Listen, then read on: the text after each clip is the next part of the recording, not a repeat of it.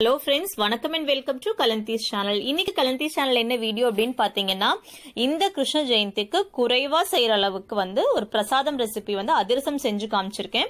இது பிகினர்ஸ்க்கு ரொம்ப யூஸ்ஃபுல்லா இருக்கும். ஸ்டெப் பை ஸ்டெப் ப்ரொசீஜர்ல செஞ்சு காமிச்சிருக்கேன்.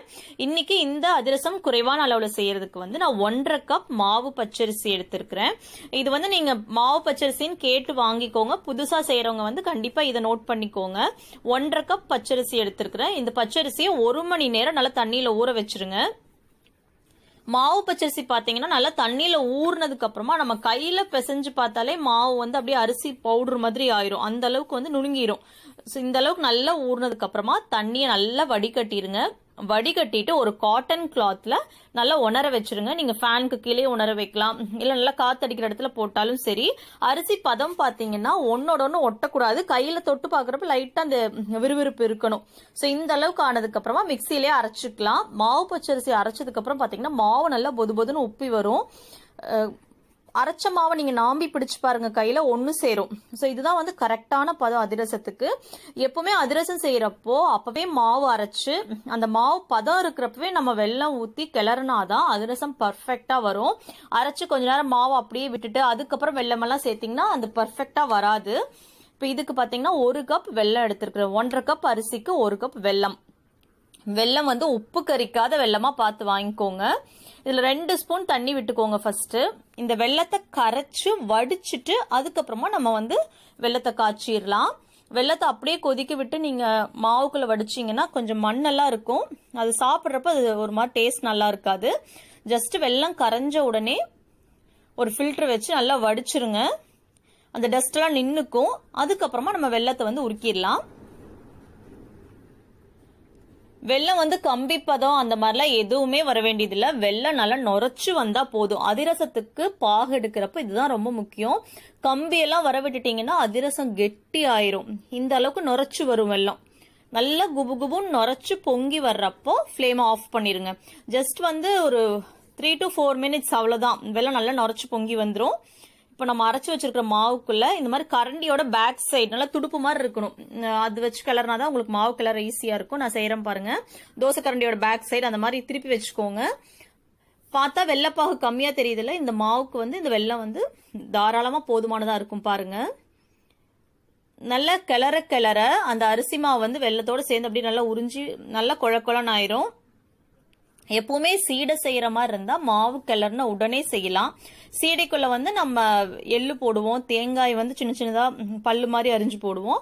பட் அதிரசத்துக்கு அதெல்லாம் எதுவுமே கிடையாது. நாங்க கச்சாயம்னு சொல்லுவோம். எங்க ஊர் பக்கம் அதிரசங்கிறதோட கச்சாயங்கிறது தான் சொல்லுவோம். சோ இதுக்கு நீங்க எதுவுமே உள்ள எள்ளு தேங்காய் எல்லாம் சேர்க்க வேண்டியதில்லை. ஏலக்காயுமே நாங்க இப்ப உள்ள போட மாட்டோம். அதிரசம் சுட்டு எடுத்ததுக்கு அப்புறமா மேல ஏலக்காய் பவுடர் பண்ணி தடவுவோம்.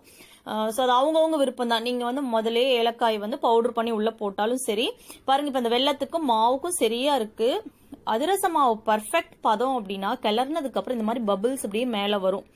அந்த பபிள்ஸ் வரதான் பர்ஃபெக்டான பதம்னு சொல்லுவாங்க. பாருங்க இப்ப உருட்டி காமிக்கிறேன். கரெக்டா வருது. இதுதான் கரெக்டான பதம். இந்த அளவு அரிசிக்கு இந்த அளவு வெல்லம் போட்டீங்கன்னா கரெக்டா இருக்கும். இதை நான் மறுநாள் தான் சுட போறோம். ஒரு இலை துணி போட்டு மூடி வச்சிருங்க. இதை நான் அடுத்த நாளுமே சுடல, ஒரு நாள் விட்டுட்டேன். அதுக்கடுத்த நாள் தான் எடுத்தேன். மாவு கொஞ்சம் இந்த மாதிரி இருக்கும். பச்சரிசி மாவுங்கிறதுனால ஃபுல்லா பாவு குடிச்சு இறுகிரும். சோ இப்படி மாவு டைட்டா இருக்கிறப்ப என்ன பண்ணுங்கன்னா நல்லா பாலை காய்ச்சின பால்ல 1 ஸ்பூன் உள்ள விட்டீங்கன்னா அந்த வெல்லம் அப்படியே உருக ஆரம்பிச்சிடும். தண்ணி ஏதாவது கொதிக்க வச்சு உள்ள ஊத்திராதீங்க, கெட்டு போயிரும். பால் தான் நல்லா காய்ச்சின பால 1 ஸ்பூன் உள்ள விட்டீங்கனாலே அந்த சூடா எதை ஆட் பண்ணாலும் அந்த வெல்லம் மறுபடியும் உருக ஆரம்பிச்சிரும். இப்ப பாருங்க நான் பெசைறேன் பாருங்க. 1 ஸ்பூன். நான் இந்த இடத்துல எடிட்டிங் கூட எதுவுமே பண்ணல, ஃபுல்லா தான் அப்படியே காமிச்சிருக்கேன் உங்களுக்கு. 1 ஸ்பூன் பால் விட்டு நல்லா கொதிக்கிற பால் விட்டு மிக்ஸ் பண்ண உடனே நல்லா வெல்லம் உருகி ஒன்னு சேர்ந்து மாவு நல்லா மறுபடியும் பஞ்சு மாதிரி ஆயிடுச்சு பாருங்க. எப்படி ஷைனிங்கா இருக்கு. இந்த அதிரச மாவு நம்ம நிறைய நாள் வச்சு சுடலாம். அரைச்சு அடுத்த நாளே சுடணும் அப்படிங்கறதெல்லாம் கிடையாது, கெட்டுலாம் போகாது. பாருங்க கரெக்டா நடுவில் ஓட்ட வருது. சோ இப்ப நம்ம வாழை இலையில வச்சு தட்டி சுட்டு எடுத்துடலாம்.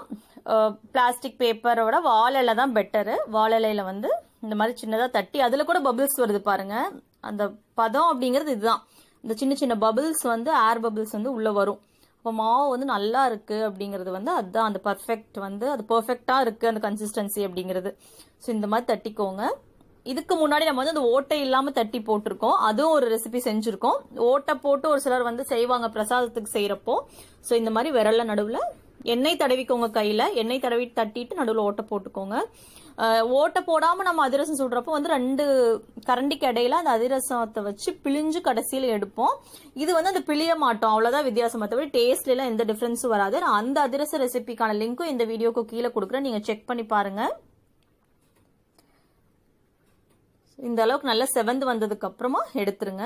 நீங்க எடுத்து வெளியே வச்சதுக்கு அப்புறம் இன்னுமே கொஞ்சம் நேரம் டார்க் ஆகும், அதனால இந்த கலர் வரப்ப எடுத்துருங்க.